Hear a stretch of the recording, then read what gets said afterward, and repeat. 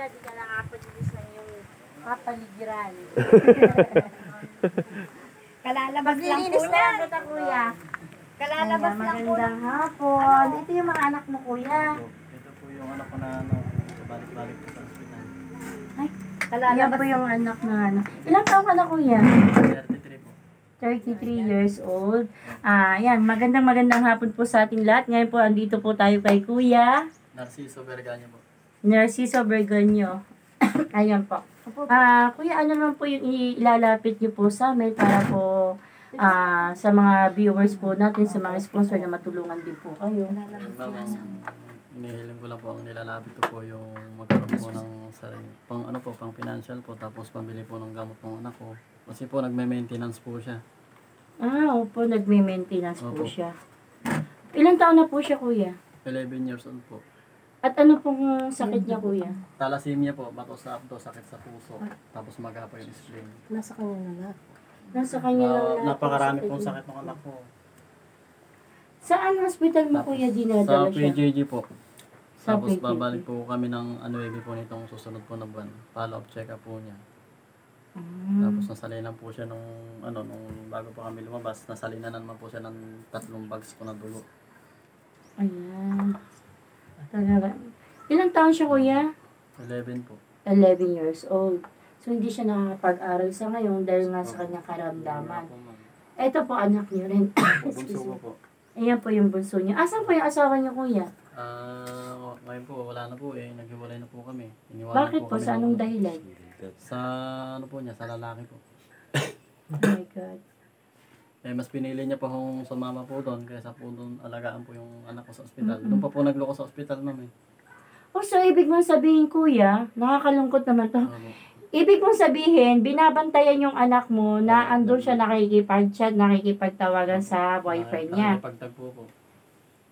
Iniwanan po yung anak ko sa ospital, tapos babalik po siya mga bandang umaga na po ng kinabukasan po. Aalis Saan niya yun po hapon. nakilala yung lalaki? Taga San Jose daw po yung lalaki na bisina. Saan po yung natagpuan ni ate? Doon din po sa PJJ kasi po yung anak po noon na-admit din po doon sa ospital. Doon niya Oh my po God. So, nakilala. ang ibig pong sabihin, iniwanan din ni lalaki yung Opo. pamilya niya, and then po kayo din, Opo. para magsama silang dalawa. Sobra naman po si ate. Tapos po ma'am, dito pa lang naman po ma'am, nagluloko na siya pero puro pinalagpas ko po, alang-alang ko sa mga anak ko. Oo, Hindi ko na nakayanan yung ginawa niya, yung hospital po yung anak ko na nagbabantay po siya.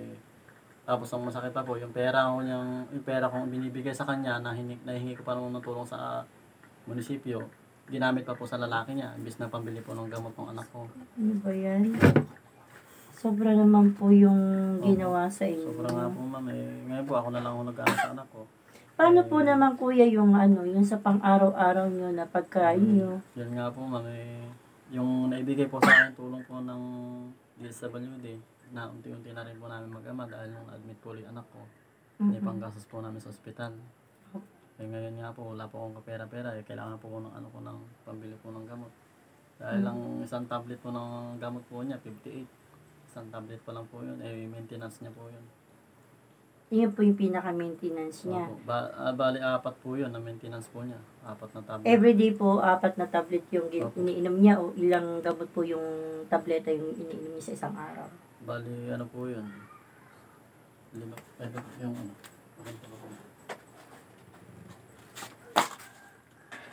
Ito po yung sa dugo. Tapos sa ihi po niya. Sa puso. Sa puso po yan. Tapos ito naman po yung sa abdo. Tapos ito pa, meron pa po yan eh. Saan ba yun? Ako, nawala na. Nawala ko ng isang tablet. Gamot sa ano yun, kuya? Sa maintenance po niya, sa dugo, sa puso, bato sa abdo. Loko kadami. Ang dami niya lahat na sa kanya sa edad niyang 11 years old, nagsasuffer siya ng ganong katinding mga pagsubok sa buhay. Ilang beses na akong admit niya sa ospital, pabalik-balik na po kami. So, wala naman po akong kakayahan po ma'am na private.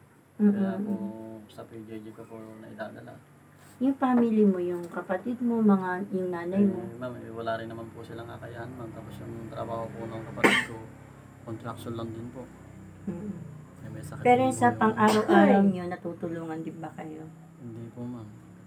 O saan kayo kumukuha ng pagkain nyo? Yung... Meron po akong natira na yung bigas po na naibigay po ng DSWD sa akin. Yun po yung po namin. Pinangkakain po. Tapos yung pera naman po wala na po ma'am. Kaya nga po naghahanap po ako ng buyer ng ko para ibenta ko na po yung appliances ko para magamit ko sa anak ko. Mm-mm. Kasi sa akin po ma'am, hindi po talaga ako makapagtrabaho. Mm-mm. Dahil hindi ko po kayang iwanan yung kalagayan ng anak ko. Sakit po kasi ng anak ko, traidor. Pasumpo-sumpo po yung sakit ng tiyan niya. Pagka sumampong po yung tiyan niya, isang gabi lang po, mabilis pong bumaba yung dugo. Sasalinan na naman po siya. Kaya po hindi ko po siya maiwan. Nakakaawa naman po yung kalagayan nila dahil po sa nangyaring bukod nga sa may sakit na nakuha pa ng nanay na iwanan sila. Ang plano ko po ng anak ko, gusto nga po niya na maipatulpo Mm-mm. yung nanay po nila para po, kasi hindi ko po kayang ipakulong yung asawa ko dahil wala naman po akong pera. Kasal po ba kayo, kuya? Marriage po kami. Kinasal lang po kami ng April 17. Nung nag-marriage po, illegal na po. Ganito kuya. Ngayon, ano naman kuya masasabi mo sa asawa mo ngayon na ganito na iniwanan kayo sa sitwasyon yung niya may sakit yung anak mo, iniwan pa kayo, kinakuha pa niya kayong lukuhin.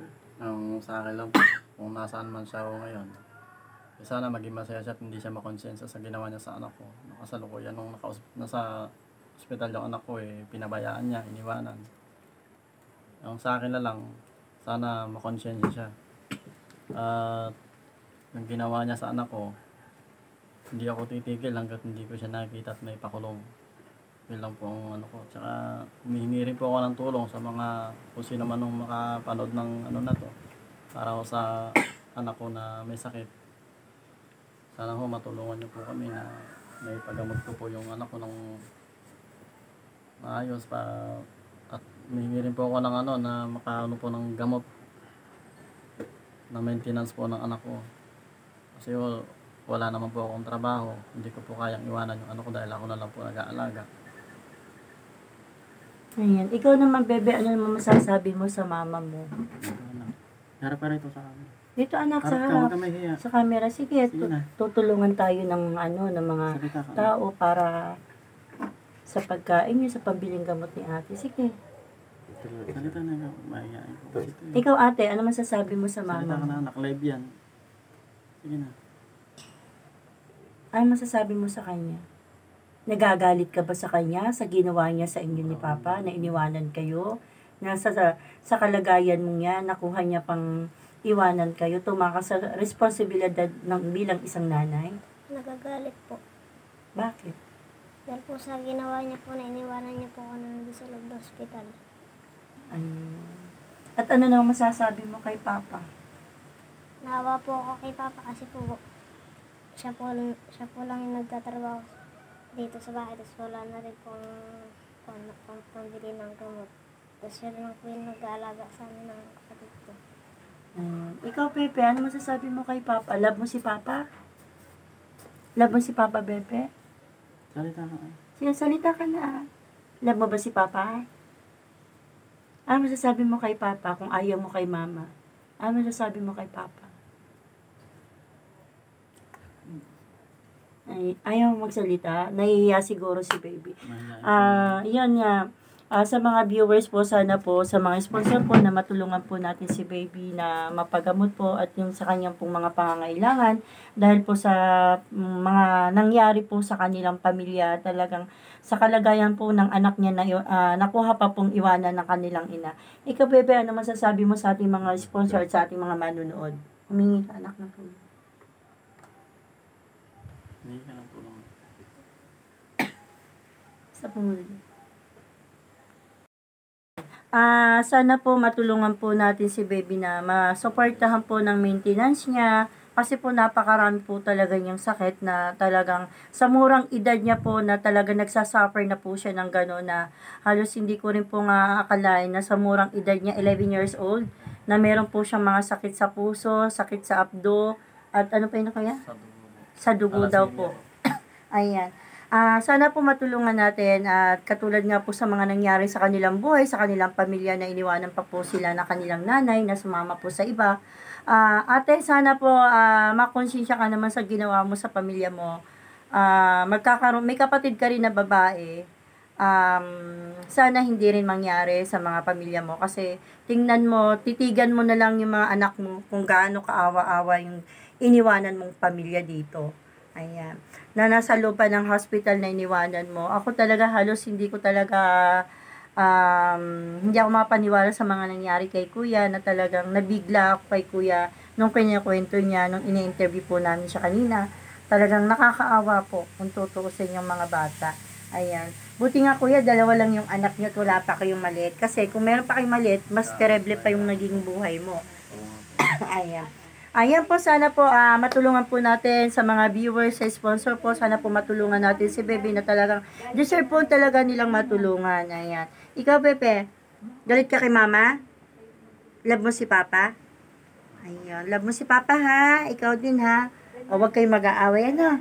Ayan. Ayan po at maraming salamat po. Sana po marami pong tumulong sa pamilyang to kasi po kita ko naman po na mas deserve po nila na matulungan.